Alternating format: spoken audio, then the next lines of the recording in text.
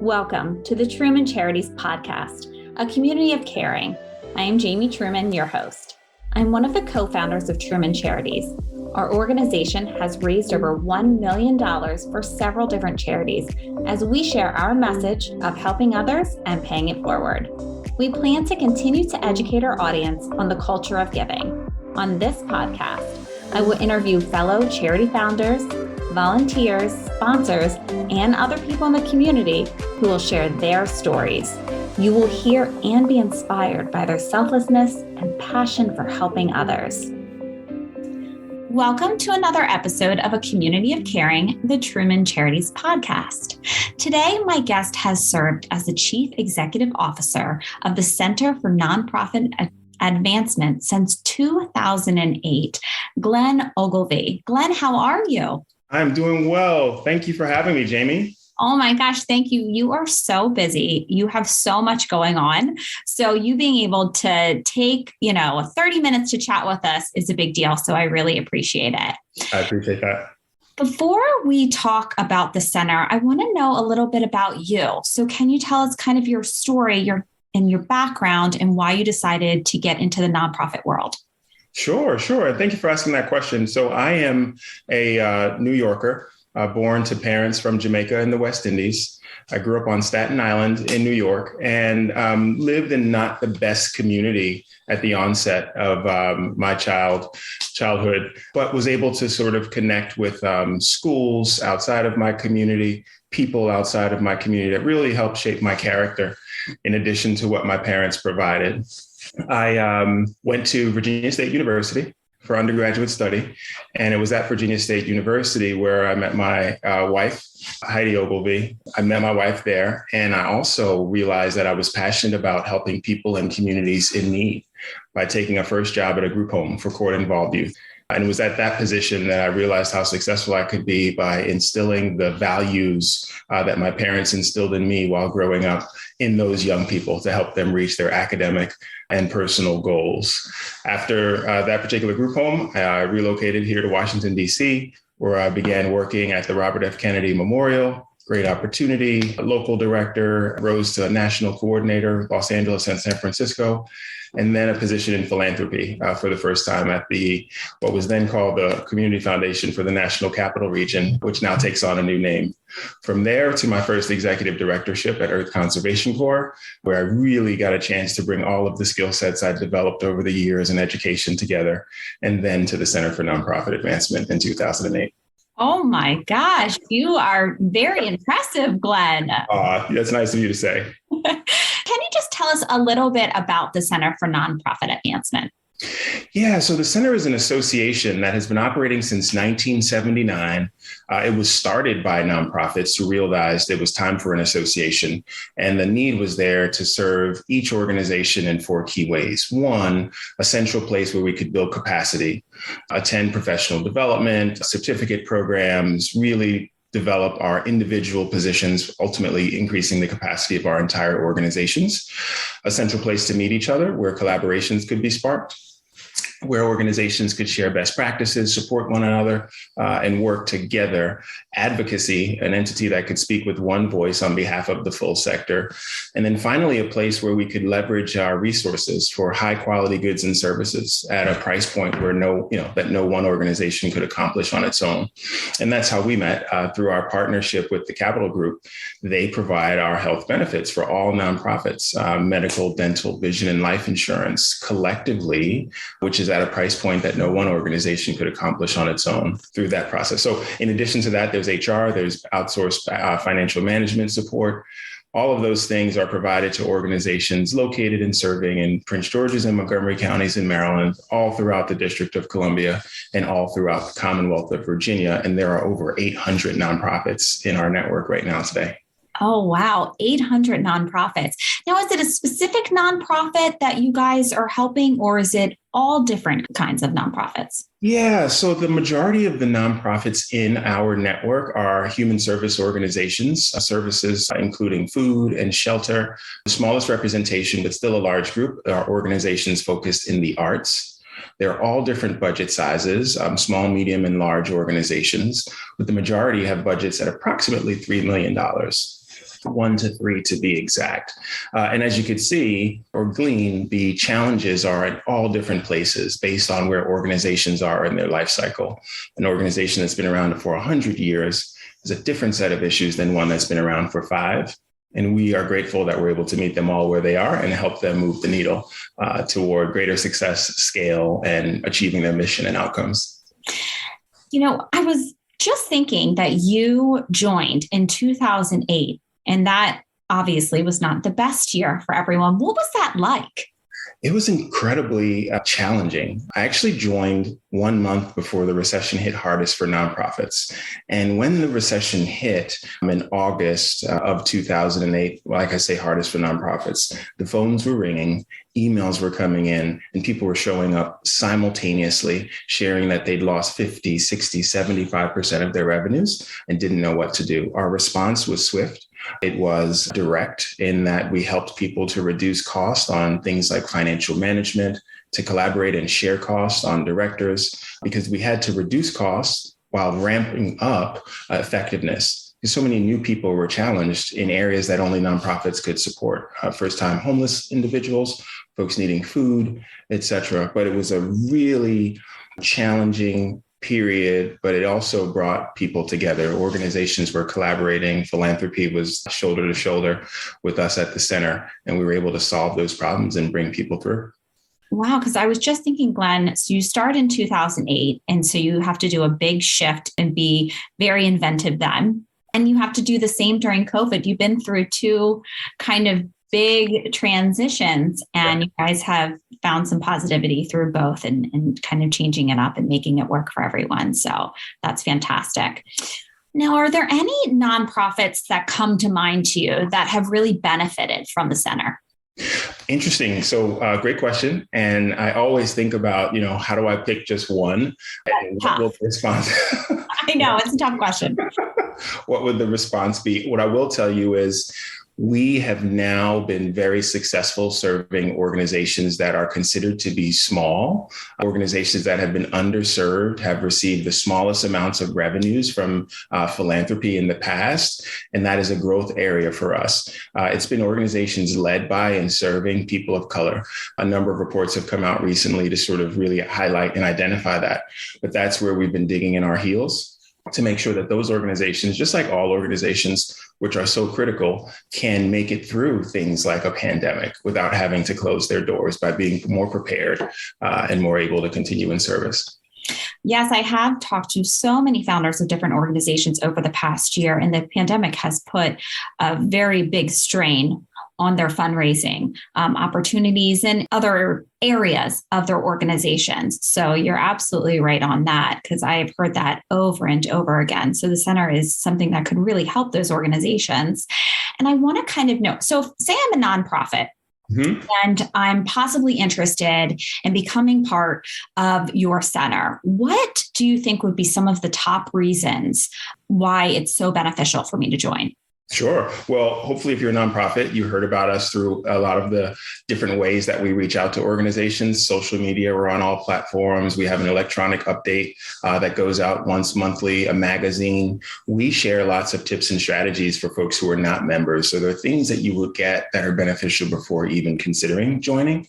If you were to join our organization, some of the core competencies that are necessary to be super successful are strategic planning, fundraising planning, developing a business plan for your organization, good governance at the board level, which is the highest level of leadership. We are providing support services in all of those key areas. And it could be a class that you self-select and take in any one of those areas. We offer over 80 classes per year, lots virtual right now. Or it could be a certificate program, or you might attend a conference, or you might just utilize your membership to go on to our clearinghouse of award-winning best practices we've developed over the years to find things that you can adapt and replicate. So lots for you there, lots of growth for your organization. You should see that growth in the first month. Yes, I was looking over your social media, and I have to say, I really loved your Facebook and your Instagram. You have different videos of people in your organization talking about what you have going on. And you definitely do have, I saw you had like a bingo thing going on, which sounded really fun. So I actually wanted to ask you a question. So when you go to your website, you have the training hub, and then you have these wonderful courses. You just have so much available. What are some of your favorite? Interesting. So some of the favorites for me, and I think they're favorites for the community, are things around fundraising, because fundraising sounds and seems pretty broad, but there are so many intricate components that would help develop a strong organization. There's foundation fundraising, corporate, raising dollars from individuals, raising dollars from government, and even earned income. So many different facets. So I love fundraising because it embodies some communications, a little bit of marketing, and it's always challenging to help people realize how to make the ask of a potential donor. I also like financial management because I think that's the other side, realizing the resources and then being a good steward and being able to document how those dollars impacted the organization's work. And then finally, evaluation, which goes to data. It used to be that it was good enough for nonprofits to say, hey, the program is working because everyone's smiling at the end of each day. And then it became more scientific, and you need data to demonstrate the inputs that arrived or helped you realize those particular outcomes. And evaluation is something that's also helpful and important from a course standpoint. You know, I was looking on your website and I found this to be fascinating too. And I absolutely loved is I talk to a lot of people and they want to become involved or be on the board of a nonprofit. So you guys give the opportunity to people to contact you and you facilitate that for them. Can you talk a little bit about that? Yeah, and thank you for calling that out. So it's a board matching program. One of the top challenges organizations were faced with, and this goes back to the Great Recession, which began also in 2008, is identifying good board members. And good, meaning that they have skill sets that would help grow the organization, not that just that they were nice people. So what we were able to do in the board matching program is develop a good, and I'll call it a core group of people who are interested in joining boards. We were able to categorize their skill sets, their background, and their passion, and then develop another segment of organizations that are in need of board members, helping them to realize exactly what areas of expertise they're missing. And with that, create the matches. So here is a finance analyst or CPA for the organization who needs or has a challenge area around financial management in a board capacity. Here is someone who's excellent at fundraising or evaluation or legal, some attorneys. So the board matching program not just develops the clearinghouse of individuals interested, we train them through our board basics course. We now also have an advanced board training. And then we also train the organization to prepare to receive them, create the match, and continue to check in on it to make sure that it's going well month over month. That's fantastic. I love that because you're helping the nonprofit and you're also helping this individual make the best decision for both. So it's a win-win. And I want to know, do you have any upcoming events? So I'm really glad that you asked that. And you mentioned bingo, which has been a really interesting virtual experience that grew out of the pandemic, a way to bring people together, take their minds off of some of the challenges, both personally and professionally, have fun while still learning. So bingo is upcoming, and definitely check our website to track for that. That's going to be something that's truly exciting. We're also looking at a town hall event that we'll bring forward for nonprofits in the District of Columbia. And that's a shared learning opportunity. We're calling it a town hall, short of calling it a conference, because it will also be virtual, but it will create that platform for folks to network, to learn, and gather, which is what our conferences most often do. But we are having something just about every month throughout the course of the year. And we're seeing record crowds with our virtual engagements because everyone can join us by just clicking the link. Yes, it has become a lot easier for everyone to participate, which I've heard a lot from a lot of nonprofits. They said, we weren't really sure how the virtual was going to go for some of our events. And they, some events they went back into in person, but some they said, it works so well virtually because we were able to get people, in different counties and areas, which they wouldn't have been able to travel to that particular event. And now they're able to join. So it has been kind of wonderful for some events for sure. That's right. I'll tell you two things. One, I was able to teach a virtual course, and the entity that was helping to prepare us for it, this is before the pandemic, said that the good thing about virtual is that every student is in the front seat. And I think that applies because you're really up close and personal with everyone who's in attendance, which you would not necessarily be at an in-person conference. So it works really well. And then just the pandemic, and the reason why we're doing some of these things that are unusual to have fun is because this notion of working from home being fun is not accurate. It's actually, we like to say, we're not working from home, but we're living at work. Because the lines are so blurred and you're doing things late into the evening and early in the morning. So finding ways to disconnect and recharge are super important and helpful. Oh, yes. I've definitely heard from a lot of people that had started working from home that there is that blurred line of when do I stop working and I'm at home. And and I've also heard a lot from a couple nonprofits. I just spoke to one a week ago, and she was talking about how a lot of people, the isolation has been difficult. Zoom's great. And for different events, it's fantastic. But just having that kind of day-to-day meeting and chatting and all that kind of stuff is nice as well. So, but you know what, I wanted to ask you, how do you see the center? Like, how do you envision it in, say, maybe 5 years? Yeah, great question. And let me also drop in this notion or nod toward making sure we keep our physical and mental health together through the pandemic. Another sort of point or push for our partnership with the Capital Group and our health benefits initiatives. We have an employee assistance program, which allows people to have someone to call, just to have a conversation with. I think all too often we just look through it. You ask someone how they're doing, they say fine, they're not really doing fine. So really paying attention and zeroing in, making sure that we are at our full selves and full potential is something that the center is also prioritizing for leaders and team members at nonprofits. But for 5 years down the line, we see stronger communities with greater outcomes. It's interesting because the center being an association of nonprofits, our core goal is to make sure that communities are strengthened through nonprofits. So we're strengthening nonprofits so that they can then strengthen their communities. So we'd like to see better health outcomes, better education outcomes, reductions in crime and violence, all the many things that nonprofits really help to address in communities. So we would love to see that better. The way that we will approach it is going to continue to be different, since the pandemic has helped to uncover some creative and new innovation that we would have never thought possible. So looking at those outcomes for the years to come are super important. And then we're looking for a region that is racially equitable. Race equity has become important. Diversity, equity, justice, and inclusion are all things that we've focused on through our new center and through our work. So we're really digging our heels in to see outcomes in all of those key spaces. I love that. You guys just are doing so much. Glen, you are unbelievable of what you've been able to do. And I want to make sure that everybody knows how to follow you. So can you tell us your social media handles and your website? Because you have just a lot of information. You have great blogs and things like that on your website that people can read that are always updated. And you have videos and, as you said, the bingo and all the events and everything going on your social media as well.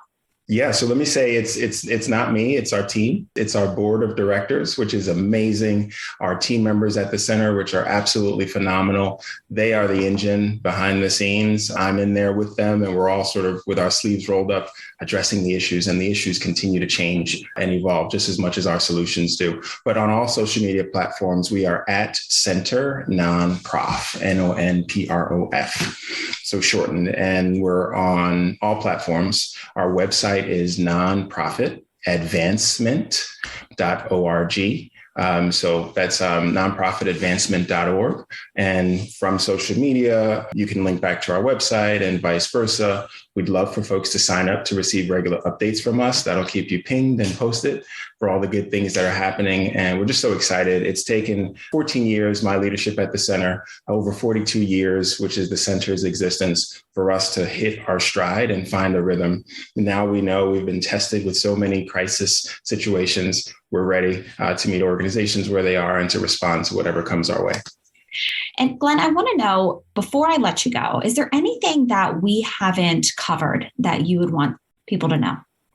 Yeah, so I think the one thing that I continue to help people to realize is just how powerful the nonprofit sector is, how large and important the sector is, because I think oftentimes it goes unrecognized. But the nonprofit sector touches so much of our everyday lives that it would be a huge challenge for us to see issues impacting the sector and to not respond to those. So just continuing to encourage people to get involved, to volunteer. We did see a drop in volunteerism during the pandemic as well, to give their time through volunteerism, their talent through serving on boards, and their treasure with financial contributions, if that is the way in which they intend to make a connection and commitment.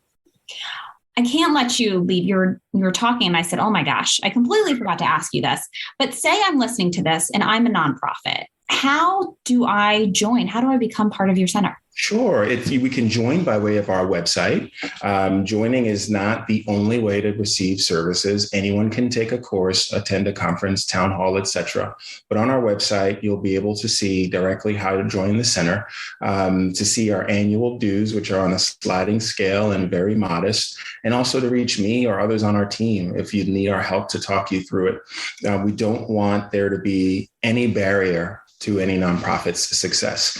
So reach us, share your challenges. We are 100% confidential in our interactions with organizations and there to partner with them to solve any challenges they may have and allow them to continue to grow. Well, I love everything that you and your team are doing, Glenn. You are helping the community so much. I want to thank you for taking the time to speak with me. So thank you again for talking to us. And I want to thank all the listeners for tuning in to another episode of A Community of Caring. All right, until next time, guys. If you would like to learn more about our organization, please follow us on Facebook at Truman Charities or Instagram at Jamie_Truman Charities, or check out our website, trumancharities.com. I hope you enjoyed listening and hearing stories of selflessness and caring.